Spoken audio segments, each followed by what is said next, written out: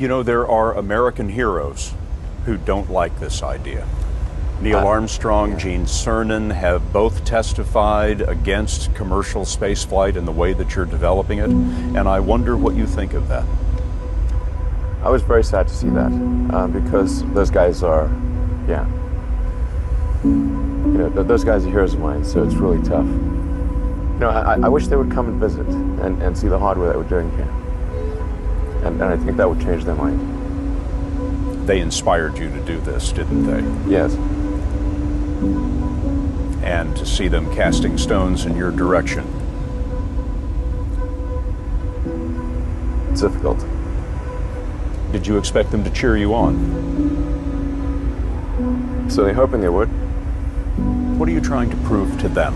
What I'm trying to do is to make a significant difference in spaceflight and help make spaceflight accessible to almost anyone.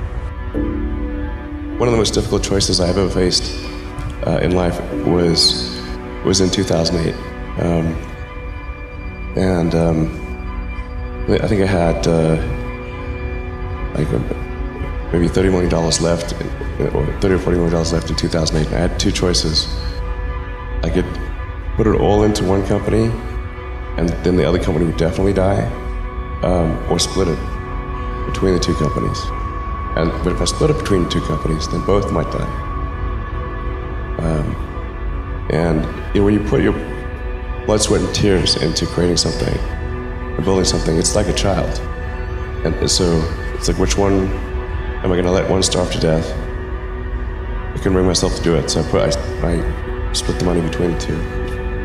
Fortunately, thank goodness, they both came through. What was your biggest failure, and how did it change you? Well, there's a ton of failures along the way, that's for sure. Like, so as I said, for SpaceX, the first 3 launches failed. And we're just barely able to scrape together enough parts and money to do the 4th launch. If that 4th launch had failed, we would have been dead. So multiple failures along the way. I tried very hard to get the right expertise in for SpaceX.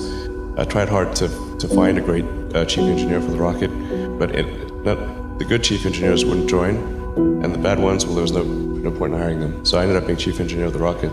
So if I could have found somebody better, then we would have maybe had less than 3 failures. That 3rd failure in a row, did you think, I need to pack this in? Never. Why not? I don't ever give up. So many people tried to talk me out of starting a rocket company. It was crazy. One good friend of mine collected a whole series of videos of rockets blowing up and made me watch those. He just didn't want me to lose all my money. We're doing these things that seem unlikely to succeed, and we've been fortunate, and at least thus far they have succeeded. Now is the time to take risk. You don't have kids. As you get older, your obligations increase. And once you have a family, you start taking risks not just for yourself, but for your family as well. It gets much harder to do things that might not work out. So now is the time to do that before you have those obligations. So I would encourage you to take risks now. Do something bold. You won't regret it. How did you figure you were going to start a car company and be successful at it? Well, I didn't really think Tesla would be successful. I thought we would most likely fail. But I thought that we at least could address the false perception that people had that an electric car had to be ugly and slow and boring like a golf cart. But you say you didn't expect the company to be successful, then why try? If something's important enough, you should try, even if the probable outcome is failure. Or how do you think about making a decision when everyone tells you this is a crazy idea? Or where do you get the internal strength to do that? Well, first of all, I'd say I actually think I feel fear quite strongly. So it's not as though I just have the absence of fear. I feel it quite strongly. But there are just times when something is important enough, you believe in it enough, that you do it in spite of the fear. I think about what technology solution is necessary in order to achieve the particular goal, and then try to make as much progress in that direction as possible. I think being a multi-planet species and being out there among the stars is important for the long-term survival of humanity, and that's one reason. But then the part that I find personally most motivating is that it creates a sense of adventure, and it makes people excited about the future. If you consider two futures, one where we are forever confined to Earth until eventually something terrible happens, or another future where we are out there on many planets, maybe even going beyond the solar system, I think that second version is incredibly exciting and inspiring, and there need to be reasons to get up in the morning. Life can't just be about solving problems. Otherwise, what's the point? There's got to be things that people find inspiring and make life worth living. When my brother and I were starting our first company, instead of getting an apartment, we just rented a small office and we slept on the couch.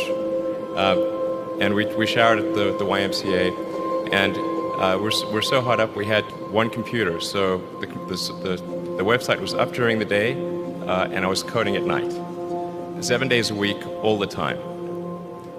And I sort of briefly had a girlfriend in that period, and in order to be with me, she had to sleep in the office. So work hard, like every waking hour. That's the thing I would say, particularly if you're starting a company. Whatever area that you get into, given that even if you're the best, there's always a chance of failure. So I think it's important that you really like whatever you're doing. If you don't like it, life is too short. If you like what you're doing, you think about it even when you're not working. It's something that your mind is drawn to. And if you don't like it, you just really can't make it work, I think.